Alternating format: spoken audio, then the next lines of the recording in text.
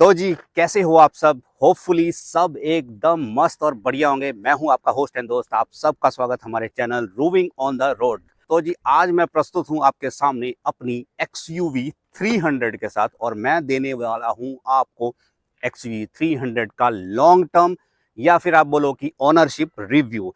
ये long term और ownership review आपके लिए बहुत ही फायदेमंद हो सकता है, बहुत ही इंपॉर्टेंट हो सकता है। रीजन बिंग कि अगर आप अपनी नई गाड़ी लेने का प्लान कर रहे हो तो ये वीडियो आपके लिए बहुत इंपॉर्टेंट बन जाता है। अब आप कहोगे कि भाई XUV 300 तो बंद हो चुकी है, तो क्यों इसका ओनरशिप रिव्यू लेके हम क्या करेंगे। तो नहीं भाई, ऐसा है कि XUV 300 बंद हुई है, लेकिन XUV 3XO तो है ना। 3XO जो है वो एक्चुअली इसी की चेसिस पे बेस्ड है, उसका सब कुछ सेम है। आपको इंटीरियर में आपको स्पेस मिलेगा, सेम मिलेगा, डायमेंशन सेम मिलेगा, इंजन सेम मिलेगा, सब कुछ सेम है।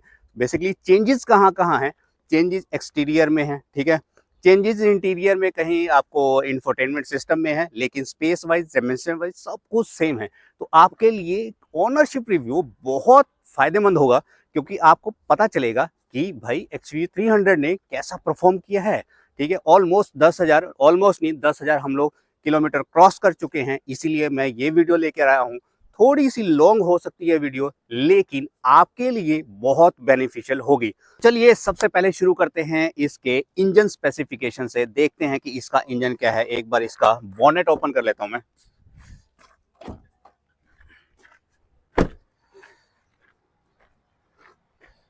भाई साहब एक चीज देख रहे हो, इसकी बिल्ड क्वालिटी ये देखो। ये इतना हैवी है कि एक हाथ से उठाने में ना भाई दम लगता ही है। ये देखो, ठीक है। आई लव दिस क्वालिटी, मतलब इसकी जो बिल्ड क्वालिटी है ना भाई साहब।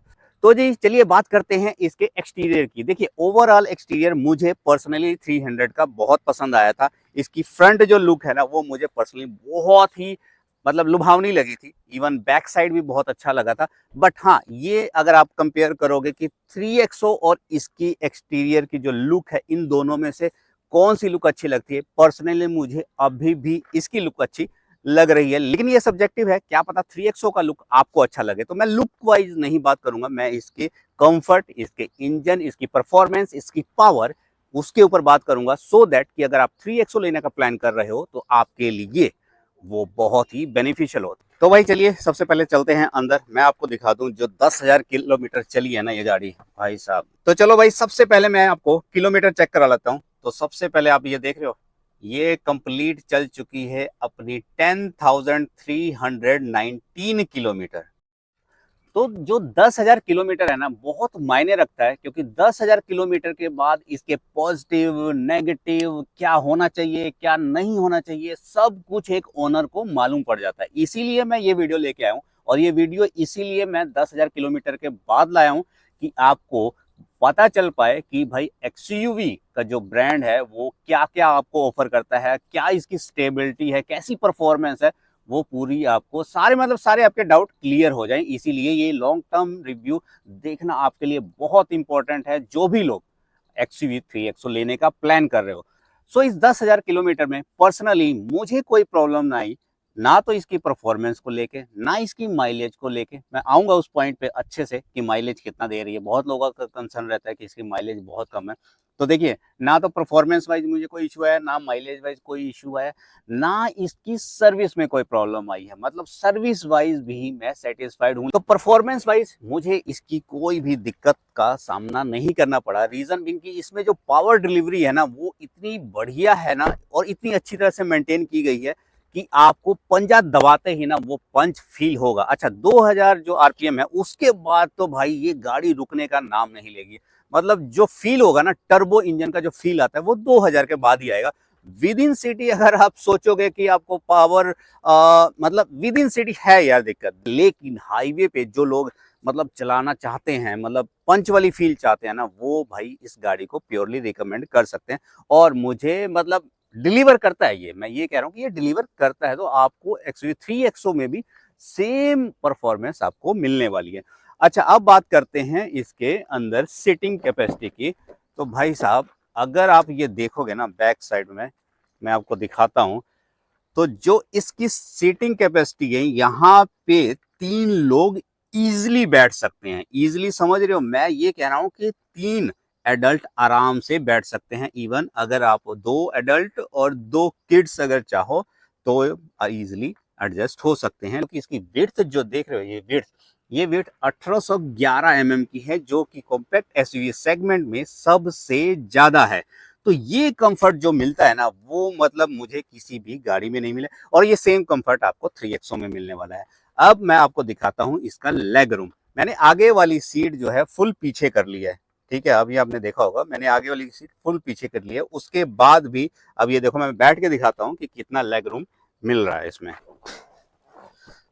तो देख रहे हो, ये सीट जो है ये मेरी हाइट के अकॉर्डिंग नहीं एडजस्ट है, ये फुल पीछे मैंने कर रखी है, फिर भी इतना स्पेस बचा हुआ है, देख रहे हो यहाँ पे। और मैं अगर यहाँ कहूँ कि मैं बैठ रहा हूँ यहाँ पे, तो आप देख लो आराम से 2 लोग और एडजस्ट हो सकते हैं, बड़े आराम से हो सकते हैं। तो स्पेस वाइज बहुत बढ़िया है, स्पेस बहुत बढ़िया से मैनेज किया है, आपको लेग रूम बढ़िया मिलने वाला है। तो ये मुझे इस गाड़ी में बहुत ही, मतलब क्या ही बोलूं, मतलब मेरे पास शब्द नहीं है इस चीज को बयां करने का। क्योंकि पीछे जो भी लोग बैठते हैं ना, तो वो कहते हैं भाई ये जो कंफर्ट मिल रहा है ना, वो किसी भी अदर गाड़ी में नहीं है। मतलब कि अगर आप इससे हायर सेगमेंट में भी चले जाओ, तो क्योंकि ये विड्थ बहुत ज्यादा हायर सेगमेंट का मतलब ये है कि अगर आप सेल्टोस में चले जाओ, ठीक है, जो कंप्लीट एसयूवी में चले जाओ, तो उसमें भी इतनी विड्थ नहीं मिलती है। तो जी चलिए बात करते हैं इसके सबसे डिबेटिंग पॉइंट, भाई इसके बूट स्पेस की। बहुत लोगों का कहना है कि इसका बूट स्पेस कम है। देखिए कम तो है, लेकिन इस डिपेंड कि आपके पास फैमिली कितनी है, आप कितना सामान लगेज लेके चलते हो। अगर तो आप बहुत ज्यादा ट्रैवलिंग करते हो, और बहुत, देखिए ट्रैवलिंग में भी ऐसा है कि आपका फैमिली मेंबर ज्यादा है, तो अब ऑब्वियसली आपको दिक्कत आएगी। लेकिन हम लोग 4 लोग हैं, ठीक है, तो यहाँ पे 2 एडल्ट और 2 किड्स के लिए जो भी इनफ जो सामान है वो इजीली आराम से आ जाता है। यहाँ आपको 2 सूटकेस मिल जाएंगे रखने को, और एक बैग आराम से रख सकते हो, और आप इस सीट की हाइट से ऊपर जाने की जरूरत नहीं है। लेकिन अगर आप ये भी स्पेस इंक्लूड कर लोगे, तो आपको ये मतलब बूट स्पेस ज्यादा ही बन जाएगा। जो कि 3XO में क्या हो रहा है कि 3XO में कंपनी बोल रही है कि बूट स्पेस हमने बढ़ा दिया है, लेकिन वो बूट स्पेस नहीं बढ़ाया हुआ है, वो एक्चुअली यहाँ से लेकर यहाँ तक पूरा काउंट कर रहे हैं। सीधी सी बात ये है। आपको मिलेगा ये है 60-40 स्प्लिट सीट, जो कि आपको 3XO में भी मिलेगी। तो आप इसको सीधा लिटा के, और ये आपके पास पूरा का पूरा कैबिन कंप्लीट बन जाता है। तो उसके अकॉर्डिंग भी आप एडजस्ट कर सकते हो, और यहाँ पे 2 लोग तो इजीली आ जाएंगे अगर आपके पास सूटकेस ज्यादा है। सो ओवरऑल अगर एक्सपीरियंस मेरे से आप पूछो XUV 300 का, तो भाई मैं इसको मतलब 10 आउट ऑफ 8 दूंगा। रीजन बीइंग, जो नेगेटिव पॉइंट है वो भी बताऊंगा, ऐसा नहीं है कि नहीं, ठीक है। पॉजिटिव मेरे लिए बहुत ज़्यादा है, क्योंकि इसकी परफॉर्मेंस में मुझे कोई इशू नहीं आया है, ठीक है। इसकी सर्विस में मुझे कोई इशू नहीं है। सर्विस में 1-2 कंसर्न है, वो तो डीलरशिप टू डीलरशिप डिपेंड करता है। लेकिन सर्विस की कॉस्ट इज मतलब समथिंग, जहाँ पे हर लोग कंसर्न होते हैं कि भाई इसकी सर्विस कॉस्ट ज़्यादा है। पर मैं आपको बता दूं, इसकी सर्विस कॉस्ट बिल्कुल भी ज़्यादा नहीं है, लेकिन आपको थोड़ा ध्यान रखना पड़ेगा जब आप सर्विस कराने जाओ। पहली सर्विस तो फ्री थी, ठीक है, उसमें जनरल चेकअप था। उसके बाद जो 10,000 की सर्विस की थी, वो आप यकीन मानोगे 4200 ही सिर्फ आई है। 4200 मतलब 4200 रुपए यार। मतलब कि आजकल तो ऑल्टो में भी 3000 तक की सर्विस हो जाती है। तो थोड़ा ना अवेयर होना पड़ेगा कि आप क्या क्या चीजें एड ऑन करा रहे हैं। जिसकी जरूरत नहीं आप निकलवा दीजिए। देखिए अगर वो मैंने चीजें नहीं निकलवाई होती, तो वो ऑलमोस्ट 6000 के ऊपर जा रहा था। मेरा जो सर्विस कॉस्ट था वो मैं 4200 रुपए लेकर आए, और वो इजिली निकलवा देते हैं कि वो एड ऑन्स है। कंपनी ऐसा कहती नहीं है कि ये मैंडेटरी है। आपको क्या करना पड़ेगा, आप उसको बोलो सर्विस सेंटर में, आप बोलो कि मुझे ये चीज नहीं लेनी, मुझे ये नहीं कराना, मुझे स्प्रे नहीं कराना, वो इजिली निकाल देंगे। एटलीस्ट मेरे सर्विस सेंटर वाले ने तो निकाल दिया। तो चलिए नेक्स्ट बात करते हैं इसकी माइलेज की। तो भाई माइलेज जो है ना, इसकी 2 चीजों पे डिपेंड करती है, आपकी ड्राइविंग पे, सेकेंडली रोड कंडीशन पे। तो इसकी माइलेज जो हाईवे पे मैंने निकाली है, वो मैक्सिमम 21 किलोमीटर की निकाली है, 21 kmpl की निकाली है, मतलब कि 21 किलोमीटर पर लीटर, वो भी पेट्रोल में, ठीक है। और सिटी में भाई ये 10 से ज्यादा आपको नहीं देगी। आप लिख लो, चाहे जितनी मर्जी भी कंडीशन कैसी भी हो, अच्छी हो खराब हो, तो भाई वो आएगी ही नहीं। वो तो 10-11 आप मान लो मैक्सिमम। ये देख रहे हो 11.2 kmpl की आ रही है, मतलब 11.2 की आ रही है फिलहाल। ये विद इन सिटी है, मैक्सिमम यही मिलेगी, इससे ज्यादा एक्सपेक्ट मत करना, मैं अभी भी बोल रहा हूँ।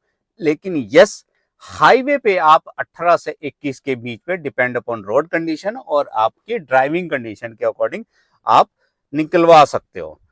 तो भाई फाइनली अगर बात की जाए ओवरऑल एक्सपीरियंस की, क्या आपको 3XO लेनी चाहिए या नहीं लेनी चाहिए, इस लॉन्ग टर्म रिव्यू के बाद जो मैंने फील किया है, तो आपको 100% आप इस पे जा सकते हैं। अगर आपकी रनिंग हाईवे पे है, आपको वो पंच चाहिए, आपको वो फील चाहिए कि मतलब हाईवे पे ना पंजा जमाते ही गाड़ी यूं निकलनी चाहिए, तो ये गाड़ी आपको निराश बिल्कुल भी नहीं करेगी। बहुत सारी चीजें हैं इसमें। अच्छा, कंफर्ट इतना है ना कि अगर आप लॉन्ग ट्रिप जा भी रहे हो, आप 500-600 किलोमीटर फुल डे आप ड्राइव कर रहे हो, तो आपको थकावट बिल्कुल भी महसूस नहीं होगी, आपको टायर्डनेस फील होगी ही नहीं। मैंने पर्सनली खुद कवर किया है almost 800 kilometre with in a day, और मुझे बिल्कुल भी टायर्डनेस नहीं फील हुई है। जो इसकी सीटिंग की कुशन है वो बहुत बढ़िया है, आपके पास स्पेस जो है ना वो बढ़िया है। मतलब आप जब ड्राइव करते हो, आपके पास ड्राइविंग के लिए लेग रूम, आपका ऐसा नहीं है कि आपका नी जो है वो डैशबोर्ड से टकराता है, ऐसा कुछ नहीं है।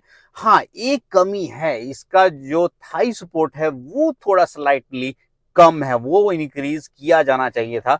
लेकिन इसके अलावा इसमें कोई भी प्रॉब्लम नहीं है।